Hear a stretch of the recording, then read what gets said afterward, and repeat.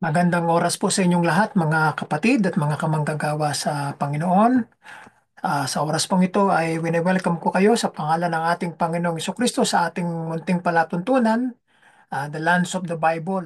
So mga kapatid, welcome at sa panibagong araw ay atin pong ipapagpatuloy ang once in a week na atin pong pagtatanghal para po sa ating kaalaman, karagdag ng kaalaman para sa ating lahat. At ito po ay kaapat na po isang yugto ng atin pong series dito po sa ating Lands of the Bible. Sa ating pong pasimula, kayo po ay aking hinihiyan na tayo po ay tumungo at tayo manalangin na tayo magpapasalamat sa ating Panginoong Kristo.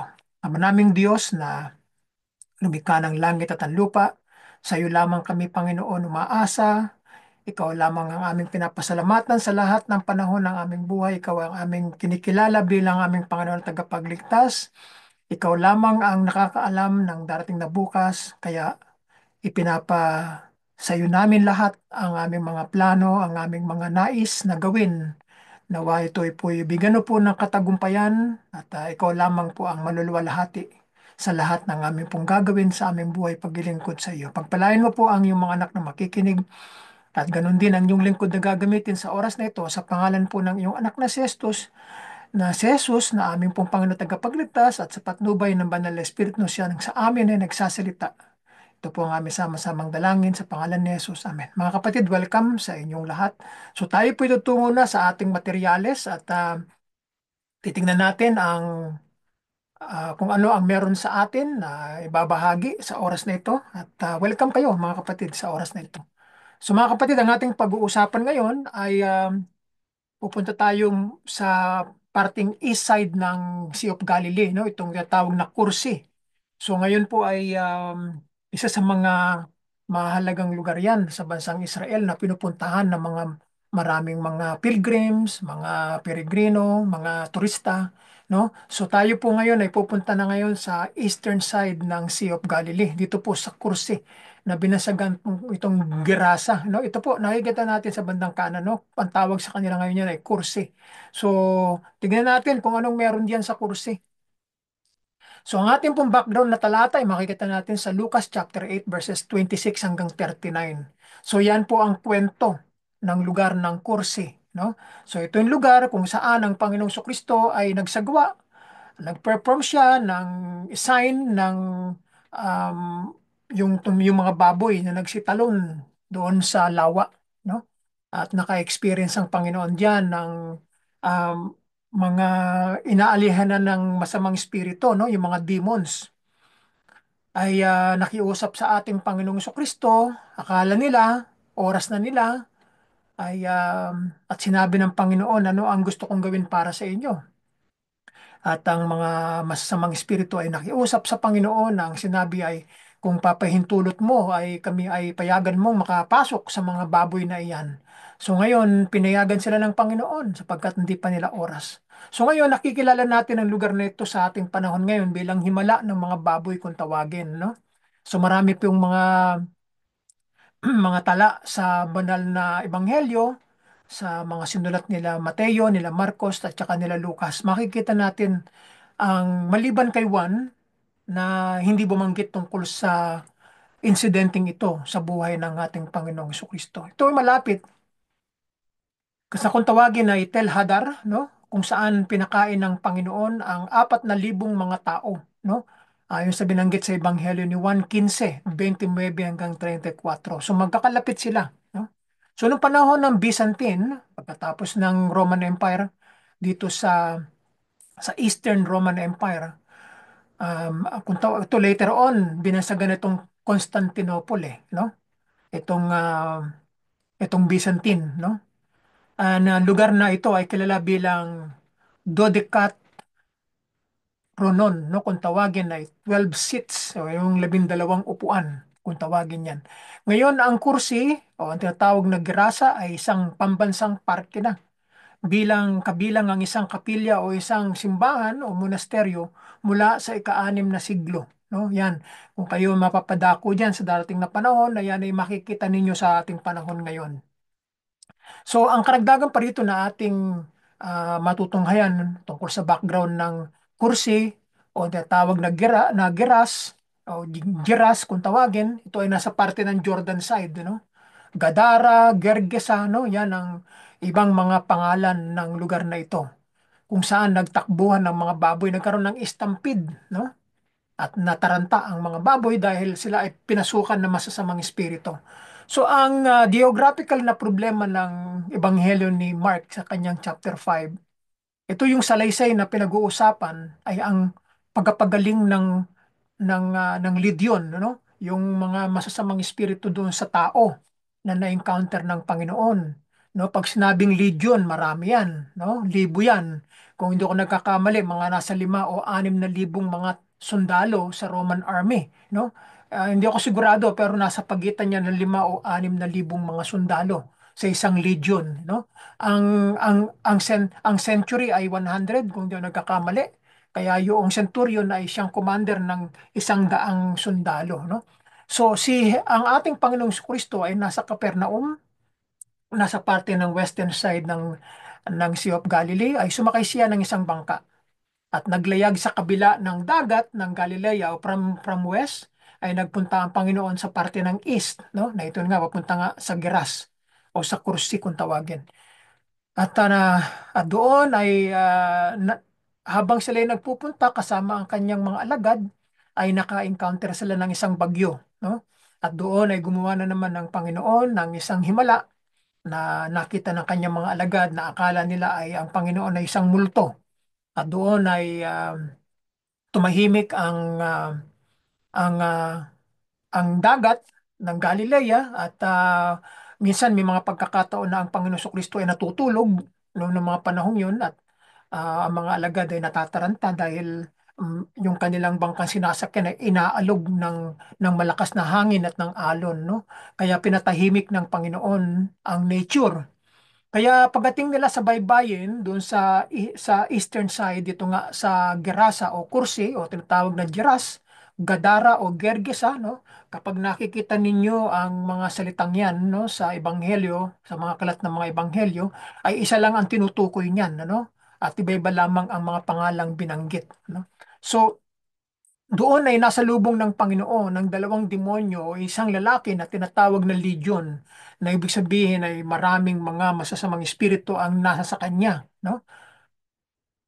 Excuse me. Matapos siyang pagalingin ng ating Panginoong Kristo, ang mga masasamang espiritu na tinawag ng mga demonyo ay pinadala sa isang kawan ng mga baboy. So ang mga baboy na ito na inalihanan ng mga demonyong ito ay tumakbo ng pasulong sa lawa, no?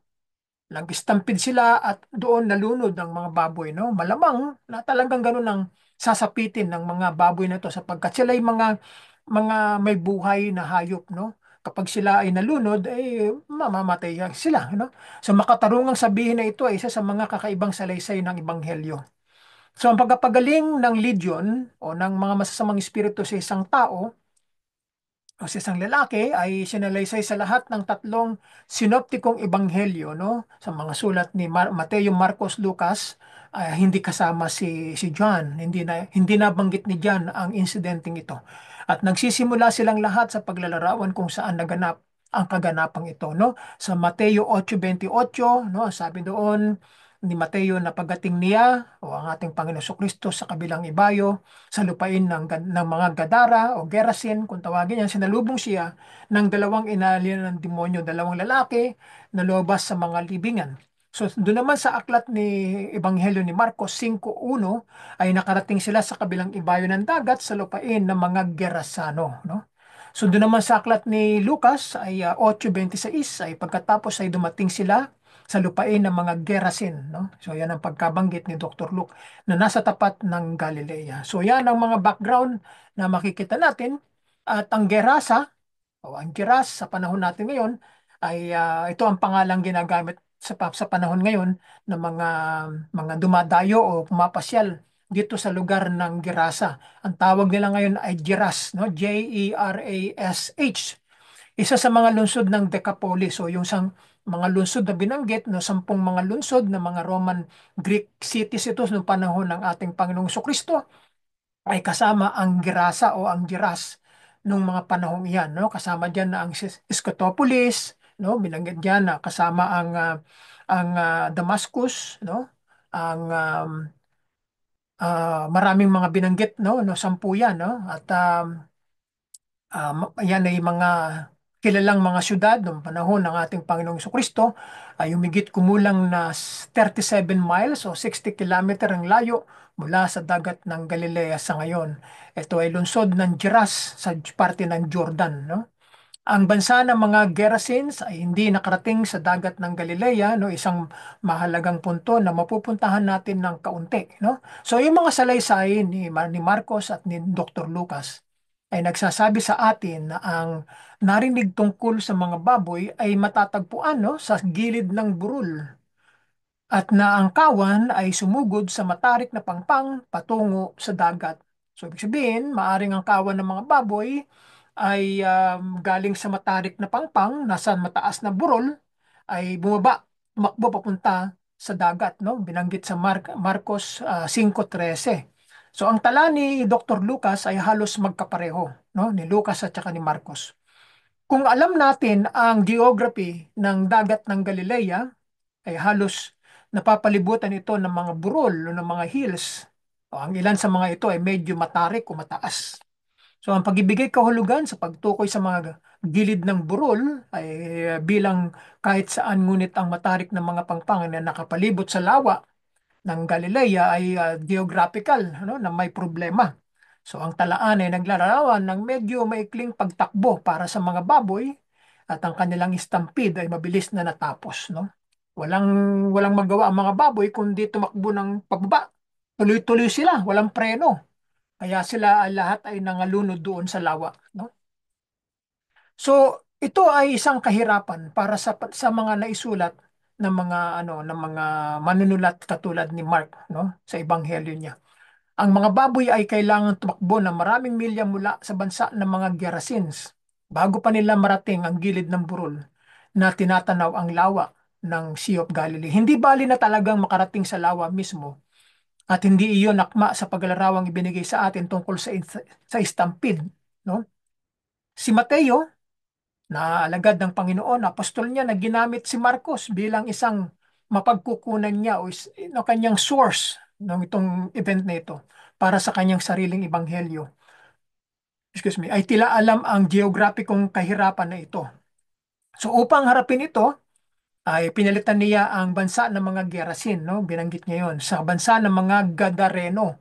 So ito naman yung ibang pangalan na tumutukoy dito sa Gerasin, no? Isang lugar lang yan. So ginamit ng iba't ibang akda ang ibang pangalan pero patungkol sa isang pangalan lamang, no? Nickname kung tawagin yan.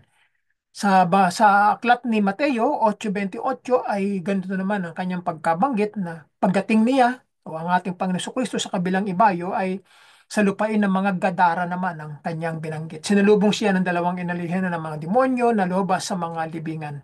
So yan ang kadalasang makikita natin na kapag ka hindi tayo gaanong aware sa mga terminology ginagamit sa New Testament ay merong kalituhan. Pero kung malawak ang ating pag-aaral ay hindi tayo malilito diyan, no? Maraming mga terminong mga ginagamit, ano? So sa ang lungsod ng Decapolis na ang teritoryo ay nakatayo sa pagitan ng bansa ng mga Gerasenes at ng dagat ng Galilea ay ang Gadara o modernong Kais sa Jordan. So itong Gadara ay malapit dito sa Gerasa. So kapag kasinabing mga lugar na ito ay maaring tumutukoy ito sa dalawang lugar o yung sinasabi nga na na sa mga bansa ng Gadara kung tawagin. So ibig sabihin, itong Gadara at saka Gerasa ay isang lugar o isang komunidad o isang malapit na magkakarugtong na mga nayon, ano? So kapag binanggit ang pangalang Gadara at Gerasa ay nasa malapit na lugar o iisang lugar sila na may koneksyon sa bawat isa, no? Ang Gadara ay ang kabisera ng bansa ng mga Gadarin sa ayon kay Mateo, no? So capital city. So pag sinabing Gerasa ay maaring tumutukoy sa malawak na lugar at ang Gadara naman ay siyang sentro, no, ng bansa o mga lugar na sakop ng Gerasa, no? Kaya ito binanggit na ipinaliwanag ni Josephus na isang Hudyong mananalaysay at Hudyong general noong panahon ng Judeo-Roman Judeo Wars noong panahon ng 70 AD ay inilahad niya na ang bansa ng mga Gatherings ay nakarating sa baybayin ng lawa, no? At lumawak ang kaharian ng o mga nayon ng mga Gadareno, no? At nagkataong nasa hangganan sa pagitan ng Tiberias at ng teritoryo ng mga Sitopolitans, no? So yan ang makikita natin. Kaya kahit papaano, ang bahagi ng kwento ay nagdaragdag na ang mga baboy ay maaaring tumakbo sa lawa mula sa teritoryo ni Gadara o ng lugar na ito, no? So, gayunpaman, tignan natin ang mapa na ito na nasa bandang kaliwa, no? So, makikita natin ang ano, itong lugar na ito ay ang humihiwalay sa bansang Israel sa bandang kaliwa, sa parting west. Ito ay bansang Israel at ito namang parting ito ay Jordan, no? Kaharian ng Jordan. So, ang naghihiwalay sa kanila ay ang Jordan River, no? Yan ang sinasabi sa tala, sa lumang tipan na yan ang kanilang pagitan o itatawag nila border, mark ng kanilang paghihiwalay o hindi. Yan ang kanilang pinaka-boundary, no?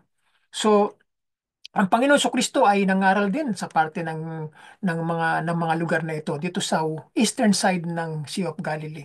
Kaya maraming mga Jordanian nang naniniwala din sa mga ganitong kwento na binanggit sa Ebanghelyo dahil binanggit ang kanilang mga lugar.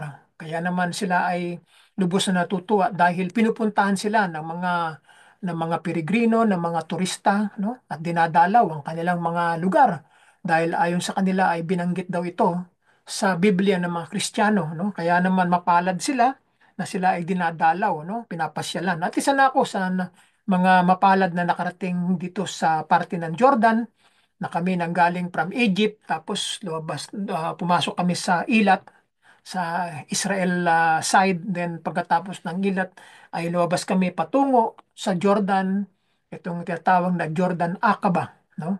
Mula sa Jordan Aqaba umakyat na kami patungo doon sa itaas, no? Papuntang north, papunta na kami doon sa Petra.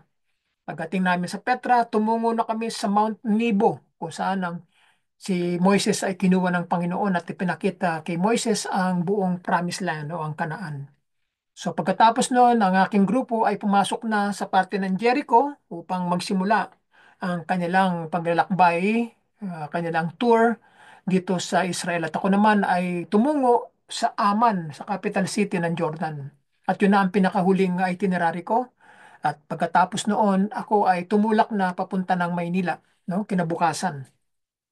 At yan ang naging karanasan ko dito sa lugar na ito. At nakita ko ang lahat ng mga lugar sa paligid ng Jordan, no? At ako ay lubos na natutuwa dahil maraming mga binanggit na pagkakataon na ang Panginoon ay nagpunta rito sa eastern side ng Sea of Galilee at ito ay pinagkaloob ng Panginoon na makita natin, no? Kaya naman tayo natutuwa na kapag ito ay nababanggit sa mga pag-aaral, ito ay talagang very powerful ang dating sa atin dahil nagpapakita yan na totoo ang sinasabi ng banal na kasulatan pagdating sa mga ganitong mga pagkukwento, yung tinatawag na salaysay o narratives, no? Kaya pinapahalagahan natin ang mga lugar na iyan, no, na ang mga lugar na ito ng Gadara mismo ay kahit saan na medyo malapit dito ay medyo malayo pa rin, no, isang bilang ng mga milya o kilometro. So ang mga baboy ay kailangan pa rin naging long distance runner, no? Siguro talagang malayo ang itinakbo nila, hindi ang larawang ipinipinta para sa atin ni Marco Luke kung saan ang kawan ay nasa gilid ng burol na malapit sa tubig. So maraming maraming kwento, maraming mga sinasabi nila kung paano nangyari. Ito ay medyo nakakalito kung titignan natin. Pero ang aking palaging paninindigan dito sa mga ganitong mga klase ng mga merong discrepancies ko minsan ay yung ang mahalaga ay binanggit, no, na merong nangyaring event. Kung paano man nangyari yan ay mahirap para sa atin na tumbukin kung ano talaga ang nangyari talaga. Dahil dalawang individual sa katauhan ni Lucas at saka ni Mateo ang nagbigay ng ganitong narratives o ng salaysay. So, kawili-wili kung titignan natin, na gayon nga ang nakita ni Mateo, no? Ang mga baboy, no, hindi sa gilid ng burol, ayon sa kanya, mula sa kung saan sila ay maaring nagmamadali pababa sa matarik na pangpang patungo sa dagat, no? So dito matatagpuan ni Mateo na ang mga baboy ayon sa kanyang aklat 8:30 na ngayon ay isang malaking kawan ng mga baboy ang kumakain sa di kalayuan sa kanila. So hindi natin malaman kung nasa higit na libo yan, no? So wala namang binanggit na eksaktong bilang ng mga baboy kung ilan sila. Basta marami. Pag sinabing legion, marami. No? Kaya sa aking opinion, mahigit sa libo yan, no? Mga libong baboy yan, marami yan. Kaya naman pag sinabing legion ay marami, no? Sa Roman army, no? So ito yung mga dalawang mapa na makikita natin na dito sa bandang kaliwa makikita natin yung kursi, no? Ito nga yung tinatawag na Gadara at dito naman sa bandang kanan natin ay hindi natin nakita yung pangalang kursi kundi Hipos, no? Magkakatabi sila. Ayun, nasa Gadara, nasa ilalim, no? So, kung titingnan natin na medyo malayo ang Gadara at ito namang kursi ay malapit sa Sea of Galilee, no? Banda rito ang Sea of Galilee. Ngayon, ito namang Gadara. Kung dalawang author ng gospel sa ang nagbigay ng ulat ayon sa kanila, yung sinasabi na lawa, kung ang sitwasyon ay nangyari dito sa mismong kursi o sa Giras kung tawagin, ay maaring isa sa mga sapathana nila na ang mga baboy ay tumakbo pababa patungo sa Sea of Galilee. Kung isa namang alagad ang magsasabi na ang mga baboy ay nanggaling sa Gadara, hindi sa kursi o sa tawag na giras. Kung yung galing sa Gadara ay patungo pababa sa burol, ay papatungo sa lawa na merong lawa, no? Na makikita natin dito yung blue lines na ito, mayroon dalawa, no? O isang lawa. Ito naman ay Jordan River itong nasa bandang kaliwang ilalim, no?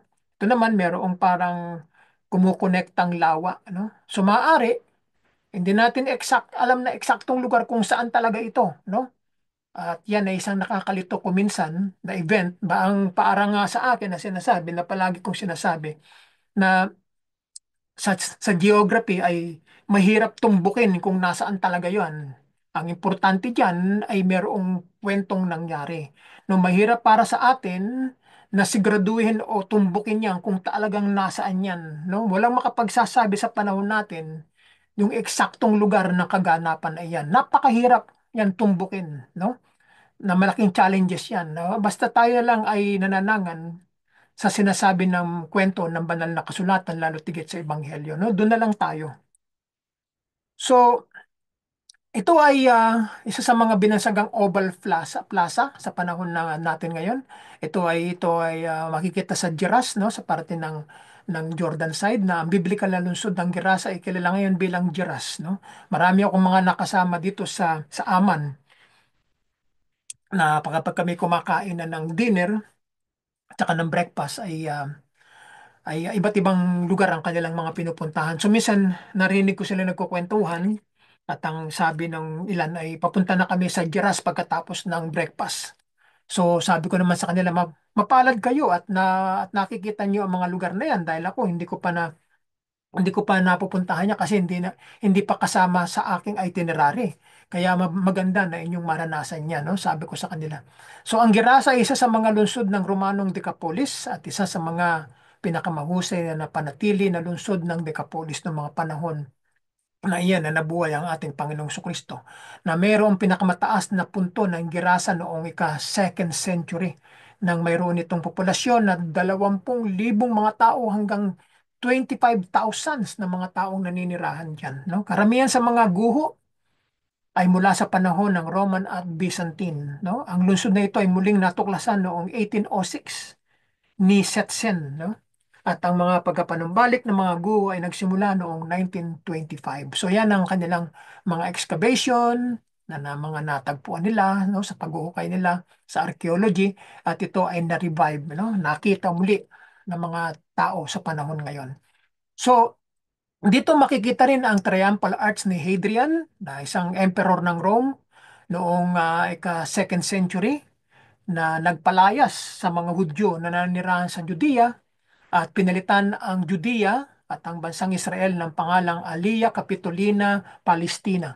Kaya simula noon, ang bansang Israel o ang Judea ay hindi na tinawag sa pangalang Israel at Judea, kung hindi Palestina ang tawag sa lugar na iyan. No? Nagsimula ng second century hanggang sa panahon ng mga British noong 1948. Noong ang Israel ay nakakuha ng kanilang kasarinlan bilang bagong bansa, no? State of Israel, ay hindi na tinawag ang bansang iyan sa pangalang Palestina, kung hindi State of Israel na, no? Kaya matagal ding panahon, no? Halos sobrang um, 1,900 years mahigit, no? Na ang pangalang Palestina ay umiiral, no? Sa lugar na ito na dati ay tinatawag na Judea o bansang Israel, no?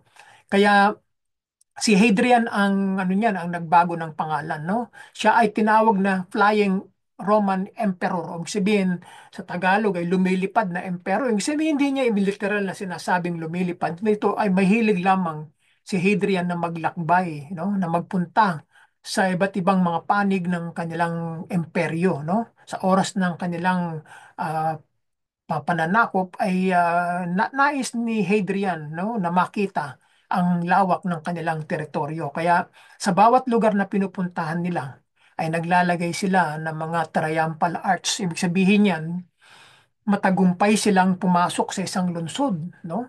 At dahil doon ay makikita natin ang lahat, karamihan sa mga panahon natin ngayon ay makikita ninyo ang mga remains ng mga arts na yan, ano? Triumphal Arch. Dito sa Rome, kung kayo ay bibisita dyan, makikita ninyo yung Titus Arch na nakaharap sa Roman Colosseum.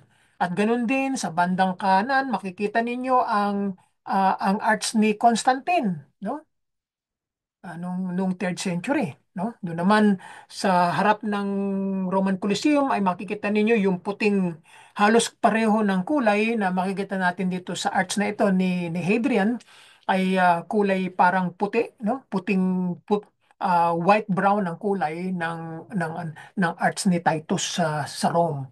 Pag nalagpasan nyo yun, ay papasok na kayo sa Palatine Hill or tinatawag na Roman Forum.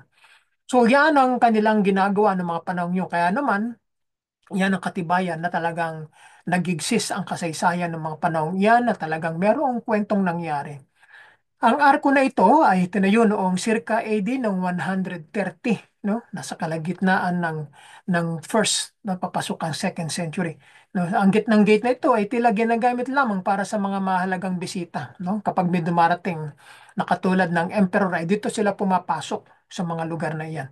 Yung mga niches, yung mga niche kung tawagin, ay yung mga lugar ito ang tinatawag ng mga niches o niche, ay diyan nakalagay yung mga rebulto ng mga emperor, kung sino man ang nagpagawa niyan, no? Yan.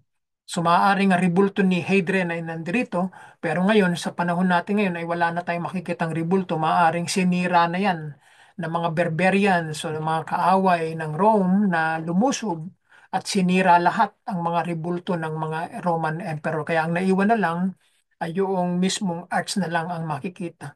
So yung mga niches na ito na makikita sa magkabilang gilid ay para sa mga estatwa, no, ng mga rebulto. So tingnan natin kung ano pa ang sinasabi sa atin ng lugar na ito. At dito rin makikita, dito sa Giras at sa Girasa, ano, sa kursi, yung templo ni Artemis, no, o ni Diana. Sa wikang Greek ay ang tawag nila ay Artemis, at sa wika namang Romano ay Diana. Iisang Diyos sa kanila na ibang magpapangalan, pero isa lamang ang tinutukoy na personalidad. Ang templo ni Artemis ay tinayo noong ika-second century dito sa lugar na ito, na ang bawat haligi ay 40 talampakan, no? 40 feet, 12 meters ang taas, at ang bawat gram ay tumitimbang ng 20 to 40 na tinulada, no? Tons ang bigat niyan. So si Artemis o Diana ay ang birhen na diyosa ng kalikasan at ang pangangaso, no? Yung mga asong gubat kung tawagin, no? Yung wolf kung tawagin. Tinawag siya ng mga Romano na Diana, no? At yun namang mga Greek naman ay Artemis ang tawag sa kanya. Ito ay ayon sa kanilang Greek mythology na ang anak na babae ni Zeus at ang kambal na kapatid ni Apollo, na si Artemis ay isa sa pinakasikat na Diyos-Diyosan ng mga Griego, no? Siya ay tulad ng inang kalikasan, Mother Nature. Nagbibigay buhay at sumusuporta sa isang banda ngunit malupit at mapanira sa iba, no? Yan ang katangian ng kanilang Diyos-Diyosan na si Artemis. Si Artemis din ay ang patron at diyosa ng isang templo sa Efeso. Ito, nakita ko ito, no? Sa Efeso, no? Noong ako'y nagpunta diyan, no? Noong 2022, no? Kung di ako nagkakamali. So, ang natitira na lamang na nananatiling nakatayo doon sa dambana o sa templo ni Artemis sa Efeso ay dalawa na lang, no? Isang maliit na dambana at saka malaking mataas na isang column na lang ang natitira. At nung kami pumunta, eksaktong merong isang agila na nandoon nakahimlay doon sa pinakatuktok na nag-iisang column na natira sa Ephesus, no? Yun na lang ang makikita doon.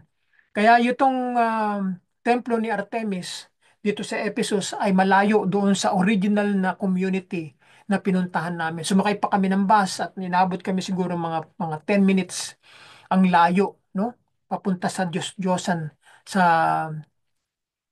dito sa templo ni Artemis doon sa Ephesus, no? So yan ang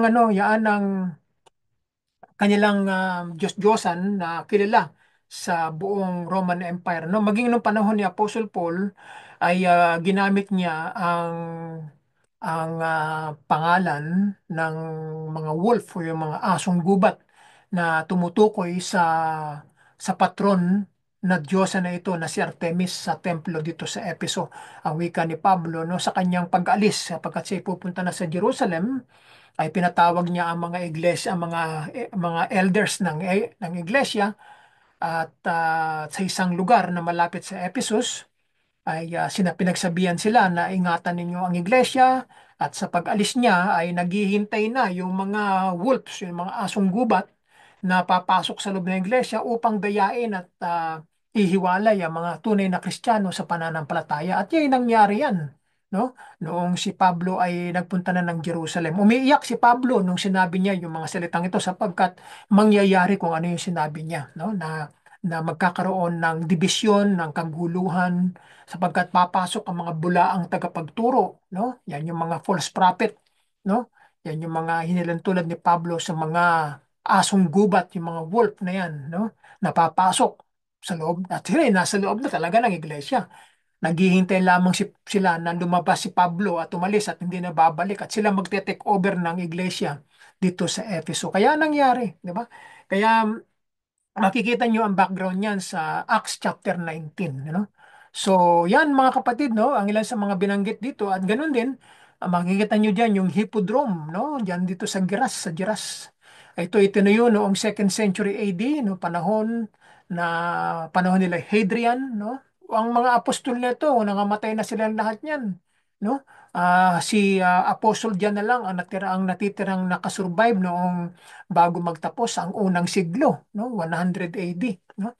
So pagpasok ng 200 AD, ang mga alagad na natira diyan ay yung mga tinatawag na mga ng mga church fathers kung tawagin, yan yung mga individuals na mga disciples ng mga 12 alagad, sila Polycarp, no? Sila Irenaeus, no? At napakarami pang mga iba't iba pang mga individual na mga naging estudyante, mga disciples ng mga apostol, sa Smyrna, naging disciple ni Apostle John si Polycarp, no? At alam naman natin ang istorya ni Polycarp. 86 years old siya nung siya ay sinunog ng buhay sa Smyrna, At sinabi niya, ako ay 86 na taon na. Bakit ko pasusumpain at itatatwa ang aking Panginoon na tagapagligtas? Sabi sa kanya ng mga manguusig ng mga Romano, sige na, itatwa mo na para pakawalan ka na namin. No? Matanda ka na eh. No? Ang dapat mo lang gawin, itatwa mo siya. I-deny mo ang Kristo mo. Sabi ni Polycarp, no, hindi ko siya i-deny. No? Hindi ko siya i-deny kailanman. Siya ang aking Lord and Savior, no? Pinaglingkuran ko siya nung ako ay bata pa. Sabi niya hanggang ngayon, ako ay 86 na, hindi ko na siya i-give up kung hindi ipapangaral ko siya sa inyo. No? Kaya noon, nakita ng mga maraming tao ang pagkasunog sa kanya, no? Sabi nga ng mga tao na survive na mga nakano sa kanya, nakakita sa kanya na yun daw sunog na kanyang laman ay amoy tinapay, no? Yun ang pagkasabi ng mga Kristiyano, ng mga tao na habang nagliliyab ang katawan ni Polycarp ay para bagang tinapay na hinuhurno, no, sa bakery, na yung maamoy mo ay amoy ng tinapay. Ganun ang pagkaamoy ng mga tao sa katawan na nasusunog ni Polycarp, no? At yan ay talagang mamamangha tayo, no, na sa Hippodrome naman ay diyan kadalasan na marami ring mga nangyayari diyan, no? At maliit na bahagi ng Hippodrome ang natitira dahil ang mga bato na ito ay ninakawan ng mga Circassians na nanirahan sa Geras noong huling bahagi ng 19th century, no? Kaya, excuse me, minsan ginagawa rin nila itong mga lugar kung saan yung mga activities nila, ginagawa nilang maaring persecution site, no, yan yung mga execution site, diyan nila pinapatay, pinaparusahan yung kanilang mga kaaway, sinasagasaan ng mga chariots, no? So ng mga kabayo, no, na may mga karwahe, no? Yan. So ang malawak na muling pagkatayo ay sinagawa ng mga awtoridad ng Jordan sa huling dekada, no? So yan ang kanilang mga project na ginagawa dito sa Jordan. Ito pa yung isang timog na tiyak na theater dito sa parteng south ng Amman, no? Nakita ko ito nung ako'y nasa mismong um, yung theater na mismo nasa sa Aman. So nung ako'y nasa itaas niya ng burol, sinama ako ng isang Jordanian na tour guide at tinuro niya sa akin itong lugar na ito na mismo nakikita natin sa larawan. Pero yung aming lugar ay malayo, nasa taas kami ng burol, no? At ito naman ay nasa ilalim, no? Kaya makikita. Pero meron akong kuha niyan, picture niyan, no? Kinunan ko ng larawan niyan eh. Malawak. So, yan naman ay maraming mga theater na makikita sa Aman. Marami yan, hindi lang isa, no? Tatlong sinihan, no, na makikita sa Gerasa, no? O sabihin talagang maraming mga taong naninirahan, no? 25,000 na mga tao na naninirahan sa lugar na ito, no? Yun ang maximum eh, no? So, ang Timog na theater ay sinimulan noong 90 AD at magkakasya ang 3,000 na mga katao sa 33 hanay nito, yung rows niya, no? 33 rows. 3,000 katao. No? Parang convention center eh, kung tawagin. No? Sa itaas ng mga gilid na pasukan na yung mga royal box seats. Madalas na tinatakpan ng mga awning, ang mga sinihan upang magbigay ng lilim sa mga manonood. So yan, ano, makikita natin. Nung ako'y nagpunta sa mismong Aman na archaeological sites, dinala ako nung Jordanian tour guide doon. Sabi niya sa akin, mismo lumakad kami sa gitna, no, yung pinaka sentro ng ng entablado, no, ng teatro sa Aman. Sabi niya sa akin, nakikita mo ba ang maliit na triangle na yan? Sabi sa akin. Hindi ko lang may pakita sa inyo larawan eh. Nasa larawan ko yan eh. No, nasa aking Google Pictures ko yan eh. Sabi ko, anong ibig sabihin yan? Ang sabi niya sa akin, yung mga orator, yung mga nagtatalumpati, mga orator, diyan sila tumatayo diyan sa maliit na triangle na yan, no? Kasi nung araw walang microphone, walang amplifier.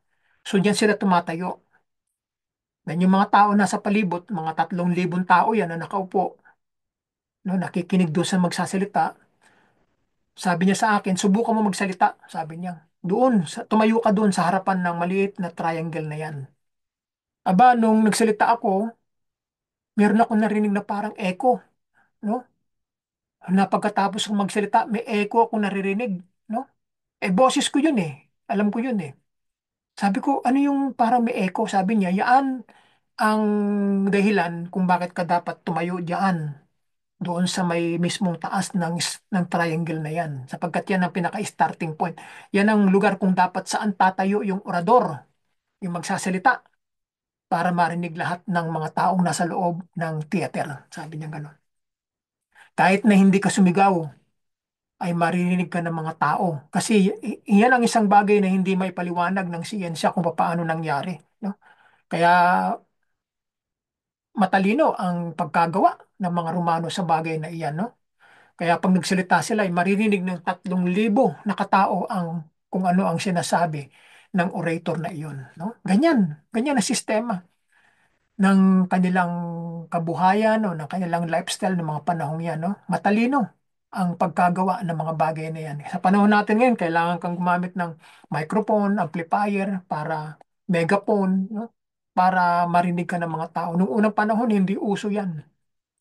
Sa panahon ng Panginoon Kristo, palagi siya nagsasalita sa itaas ng bundok para pag nagsalita siya, ay dadalin ng hangin na nanggaling sa taas ng bundok pababa sa burol. Dadalin ng hangin ang salita o ang boses ng ating Panginoong Kristo at maririnig yan ng mga taong 4,000 o 5,000 mga taong nasa ilalim ng burol, no? Hindi mo na kailangan pang sumigaw sapagkat kapag ka nagsasalita ng Panginoon, tahimik na lahat, no? Kaya naman ang hangin ay dinadala ang kanyang salita, ang kanyang boses sa baba ng burol at marinig ng lahat yan, no? So ganyan ang kapangyarihan ng Diyos kung paano yaan umiiral, no? So dito sa mga makikita nating upuan, mayroong mga nakaukit na mga letra. So yung mga upuan na ito sa teatro ay nilagyan ng mga letrang Griego upang ipahiwatig kung kanino ang upuan na yan. Kapag nakita ng mga Griego yan at ng mga Romano yan na mayroong pangalan dyan na letra, hindi ka pwedeng mupo dyan. Ibig sabihin yan, naka-reserve yan. VIP yan. No? Kapag umupo ka dyan, kapag dumating na yung may-ari niyan, ay paalisin ka. No? Sa panahon natin ngayon, meron yan. Ganyan yan, di ba? Pag umating kayo ng kasal, umatin kayo ng mga importanteng mga aktibidades, may mga pangalan, naka-reserve. Hindi pwedeng upuan. Sa loob ng iglesia, loob ng mga bahay, sambahan, meron din ganyan, no? Ay ako yung tagal na ako, no, sa pananampalataya, no?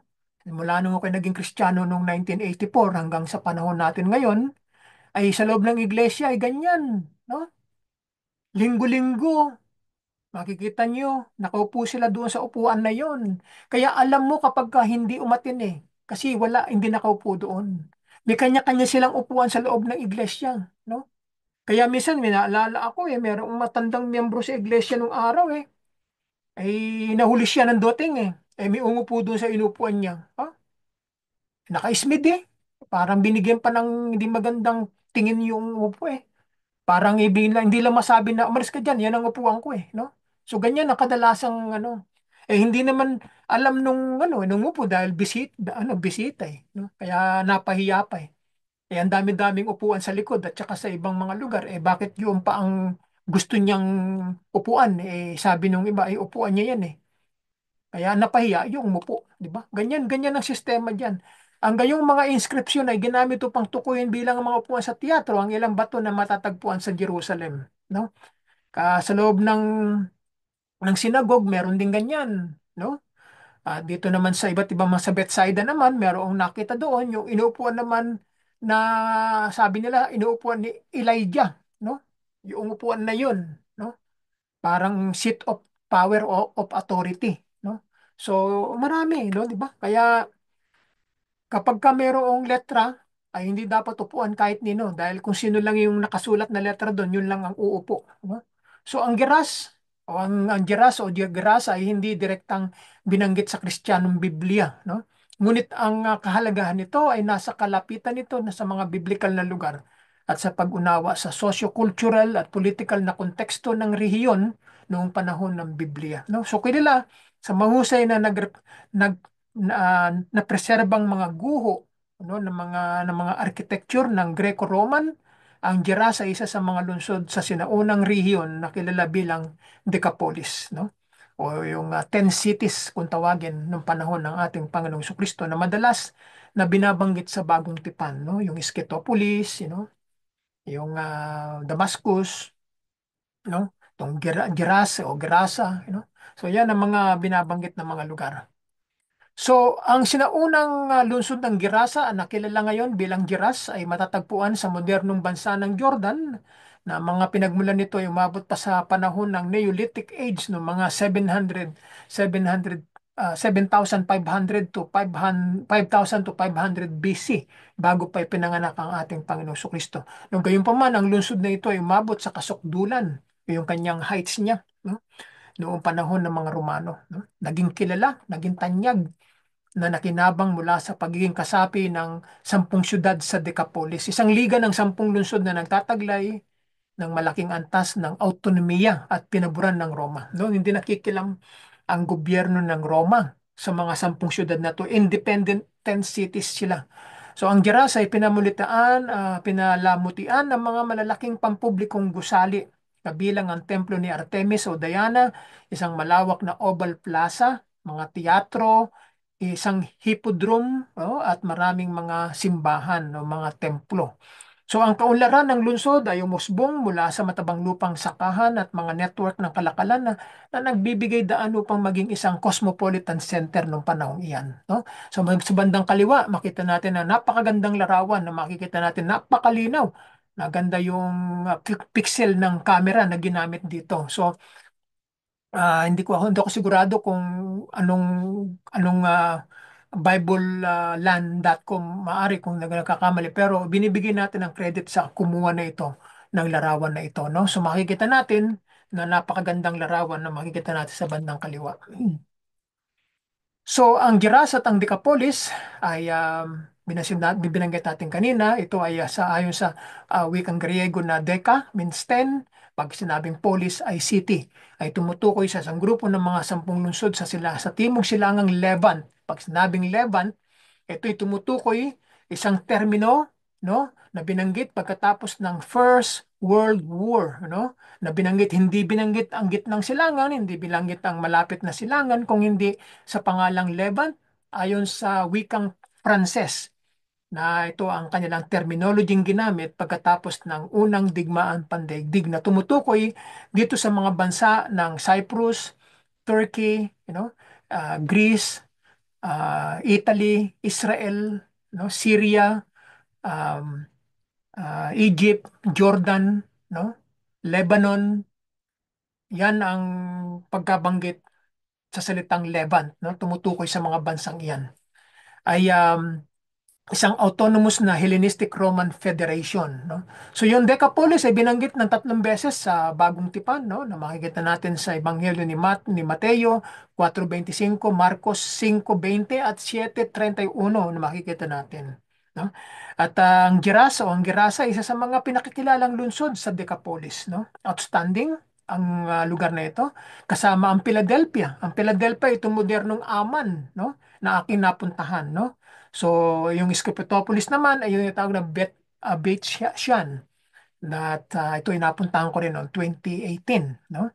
At Damascus, no? At marami pang mga iba, no? So, yan ang ilang mga larawan na nasurvive dito sa Giras, no? Na pinupuntahan na maraming mga peregrino at mga turista na gustong makita ang lugar. So, sa ating malapit na pagkatapos, ay makikita natin na bagamat totoo na ang Geras mismo ay hindi partikular na pinangalanan sa banal na kasulatan, lalo tigit sa Bagong Tipan. Excuse me. Ang konteksto ng relihiyon at kultura ng rehiyon na ito region ay nagbibigay ng mahalagang pananaw para sa mga scholars ng Biblia.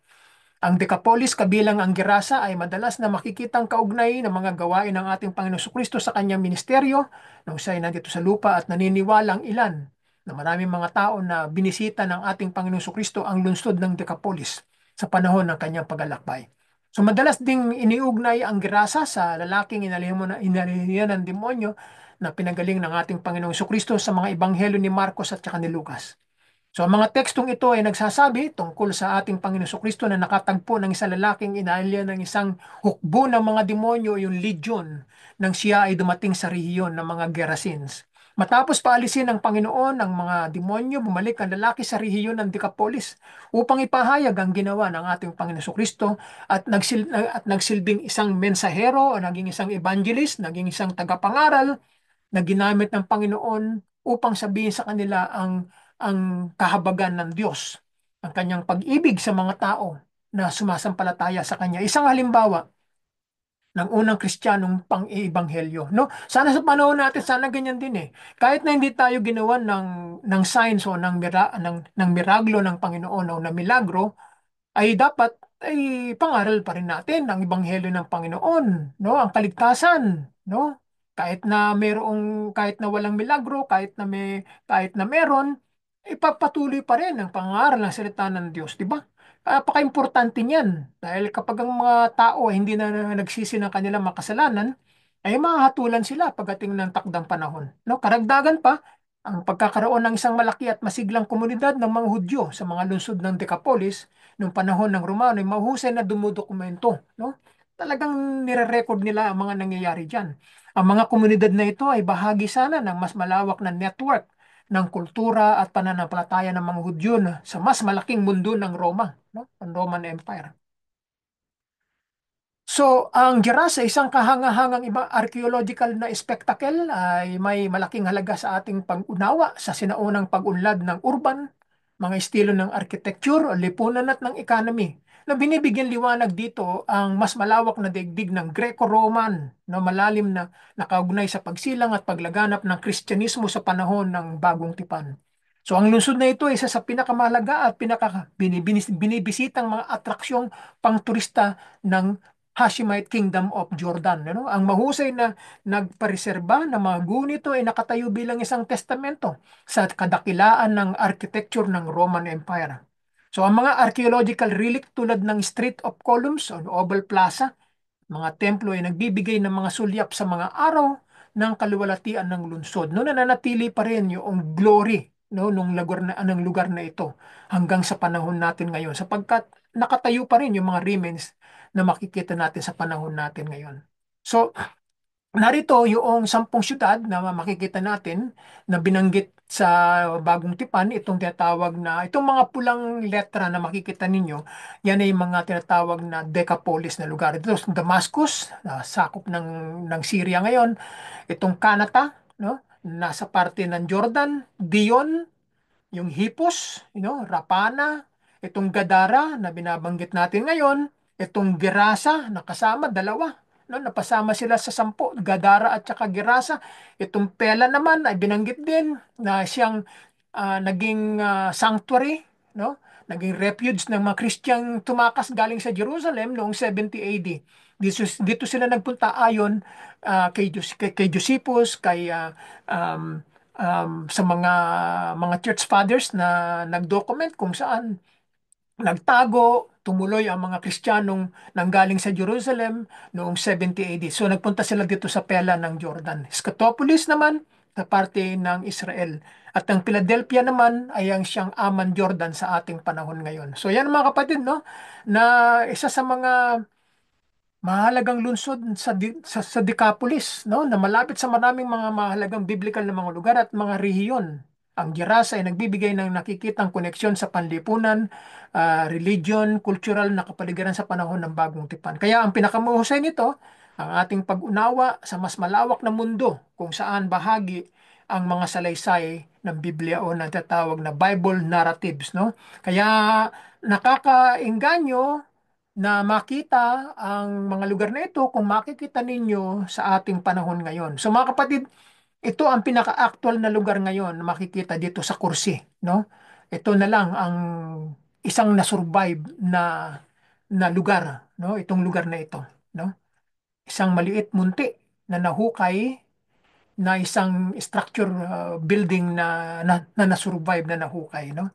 So, yan mga kapatid, no, ang tinatawag na present day kursi na malapit sa eastern part ng Sea of Galilee. So mga kapatid, ito na yata yung pinakahuling slide natin at tayo po ay nagtatapos na, no, sa atin pong ika-41 yugto ng ating pong Lands of the Bible series. Mga kapatid, maraming salamat sa bawat isa. Pagpalain kayo ng Panginoon sa oras na ito at nawa ay meron tayong natutunan, no, na panibago na namang araw, no, at lugar na ating pupuntahan. Sa susunod na linggo naman ay iba na naman ang ating pupuntahang lugar mga kapatid, no. Dadaling ko kayo sa isang panibagong lugar na naman ng Lands of the Bible. Pagpalain kayo ng Panginoon saan man kayo naroroon at ang kanyang pag-ibig ang sumaatin habang tayo nabubuhay sa mundong ito.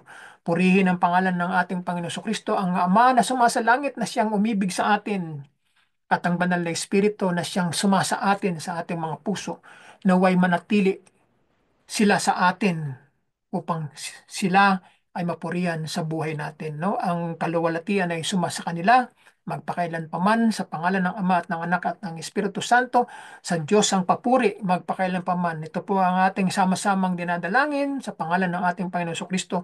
See you then. We'll see you again. God bless you all and bye for now.